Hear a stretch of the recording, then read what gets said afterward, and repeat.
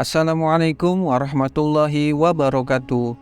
Sahabat soleh beriman, sebagai salah satu peninggalan Nabi Muhammad SAW untuk umatnya, keturunannya sudah selayaknya mendapat penghormatan dan rasa cinta seperti yang beliau terima. Sebagaimana anjuran dari sahabat termulia Rasulullah Sayyidina Abu Bakar As-Siddiq yang mengatakan, cintailah Muhammad melalui cinta kepada para keturunannya. Kali ini kita akan membawakan sebuah kisah pilu bagi kaum muslim di mana cucu Nabi Muhammad SAW menemui kesahidannya dalam tragedi Karbala. Namun sebelum melanjutkan kisahnya, ada baiknya untuk menekan tombol subscribe terlebih dahulu dan nyalakan loncengnya untuk tidak ketinggalan kisah-kisah Islam selanjutnya. Saat itu Sayyidina Hasan kecil mengadu ke ibundanya Fatimah Az-Zahra. Dia berkata kalau kakeknya yaitu Rasulullah lebih mencintai Sayyidina Hasan ketimbang dirinya. Itu dikarenakan Rasulullah sangat mencintai kedua cucunya tersebut dan sering mencium Sayyidina Hasan di bibirnya, sementara Sayyidina Husain dicium di lehernya. Lalu kemudian sang ibunda mendatangi kepada Rasulullah selaku ayah dari Fatimah Az-Zahra dan menyampaikan aduan dari cucunya yaitu Husain. Kemudian Rasulullah berkata, anakku Fatimah, Hasan selalu kukecup bibirnya, lantaran ia akan mati diracun oleh orang terdekatnya, dan seluruh isi perutnya akan terburai keluar lewat mulutnya.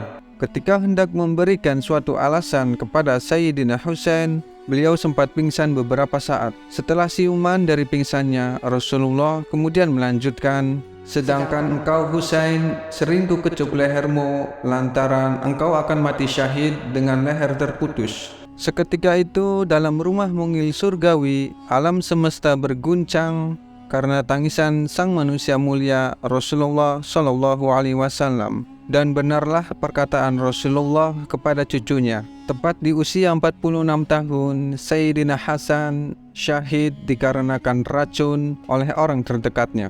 Sementara Sayyidina Husain syahid dengan leher terputus di tragedi Karbala di usia 58 tahun. Di era pemerintahan Khulafaur Rasyidin, pemerintahan Islam dipegang oleh keempat sahabat Nabi yang diberi petunjuk. Mereka adalah Abu Bakar As-Siddiq, Umar bin Khattab, Utsman bin Affan, dan Ali bin Abi Thalib. Selepas sang ayahanda Ali bin Abi Thalib, Sayyidina Hasan dipercaya oleh umat untuk menjadi khalifah selanjutnya. Dari zaman Khalifah Utsman bin Affan sampai zaman Khalifah Ali bin Abi Thalib, intrik politik Islam kian memanas. Puncak ketegangan itu ketika Sayyidina Hasan dengan rela menyerahkan roda pemerintahan kepada Muawiyah bin Abu Sufyan. Dikarenakan Sayyidina Hasan tidak mau menumpahkan darah sesama muslim yang sejatinya bersaudara. Diangkatnya Muawiyah sebagai khalifah pemimpin umat Islam, berdirilah suatu pemerintahan Islam yang disebut dengan Bani Umayyah. Di era Bani Umayyah, Islam mengalami banyak kemajuan dalam peradaban Islam. Ketika Muawiyah bin Abu Sufyan menjemput ajalnya, beliau menyerahkan roda pemerintahan kepada anaknya yaitu Yazid bin Muawiyah. Diangkatnya Yazid sebagai khalifah, banyak penolakan terjadi. Di antaranya para sahabat Nabi tidak setuju dengan pengangkatan Yazid bin Muawiyah tersebut. Ini dikarenakan Yazid yang tidak pantas untuk mengemban pemerintahan dikarenakan gaya hidup serta usia yang dikatakan masih dini. Bukan hanya Sayyidina Husain yang tidak setuju dengan pengangkatan tersebut. Begitu juga dengan Abdullah bin Zubair, Abdullah bin Umar, Abdullah bin Abbas, serta Abdullah bin Abu Bakar. Mereka tidak setuju dengan pengangkatan Yazid. Namun meski begitu, beliau-beliau ini tidak menggalang kekuatan untuk menggulingkan pemerintahan Bani Umayyah. Di lain tempat, tepatnya di Madinah, Sayyidina Husain banyak sekali mendapat gangguan-gangguan oleh penguasa. Sampai akhirnya Sayyidina Husain hijrah ke Mekah yang masih aman dari gangguan penguasa, walaupun masih wilayah Bani Umayyah. Di kota Mekah, Sayyidina Husain mendapat surat dari mayoritas penduduk Kufah yang menginginkan beliau menjadi khalifah menggantikan ayahnya Ali bin Abi Thalib.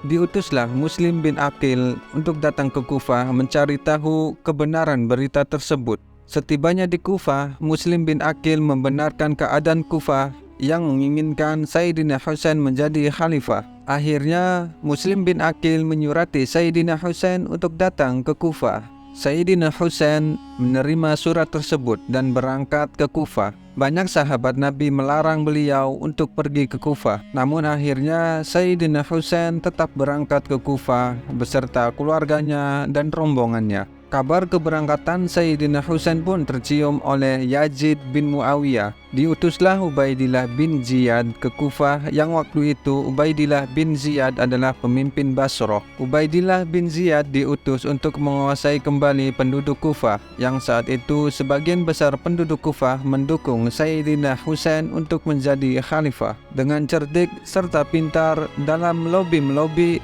Ubaidillah bin Ziyad terhadap kabilah-kabilah di Kufah, sampai akhirnya penduduk Kufah berbalik mendukung Ubaidillah bin Ziyad di bawah kekuasaan Yazid bin Muawiyah.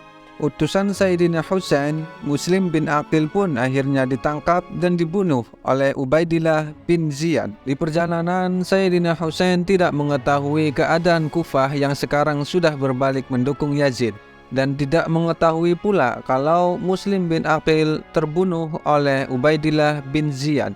Ketika sampai di suatu tempat yang bernama Karbala, rombongan Sayyidina Husain didatangi oleh 4.000 pasukan Ubaidillah bin Ziyad yang dipimpin oleh Syamr bin Zil Jaushan. Kala itu rombongan Sayyidina Husain hanya berjumlah 80 orang, diantaranya keluarga dan kerabatnya, termasuk para perempuan, dan hanya rombongan biasa, bukan pasukan perang.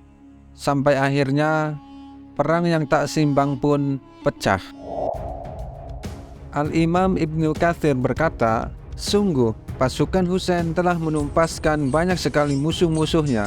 Akan tetapi hal itu semua tak berpengaruh apapun untuk pasukan Ubaidillah bin Ziyad karena jumlah mereka yang sangat banyak. Hingga puncaknya tak terbendung, sekelompok pasukan Ubaidillah bin Ziyad mengepung Sayyidina Husain. Para pasukan Sayyidina Husain berlomba untuk rela menjual nyawanya demi melindungi sosok yang dicintainya itu, seperti para sahabat Nabi lakukan ketika melindungi Rasulullah di perang Uhud.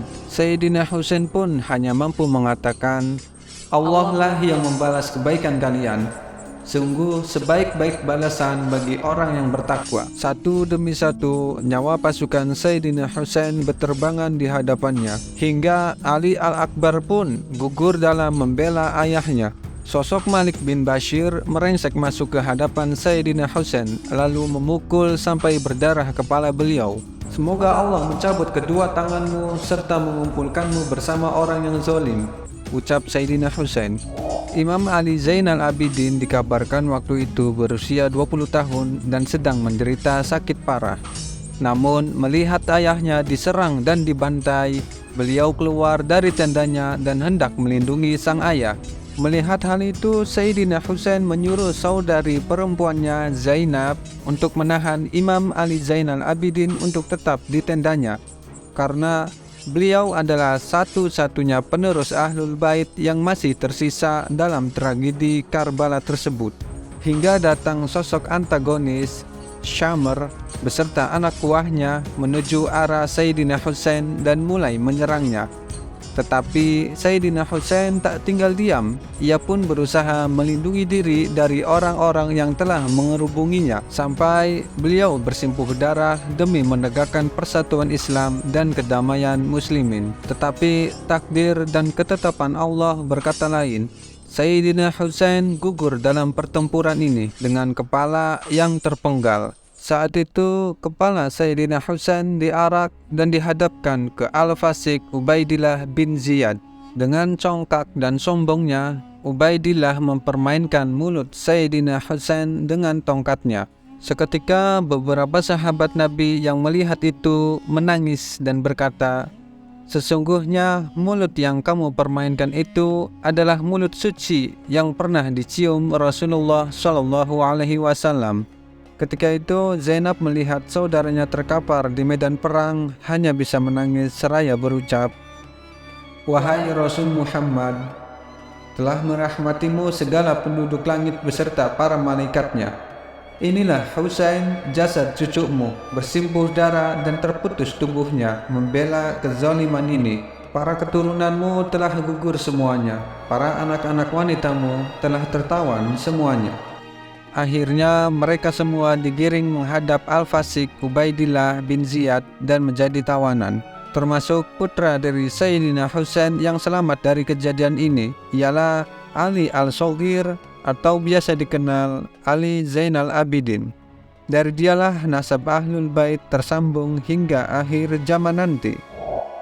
Semoga sahabat soleh beriman dapat mengambil hikmah dari tragedi Karbala ini. Wallahu a'lam.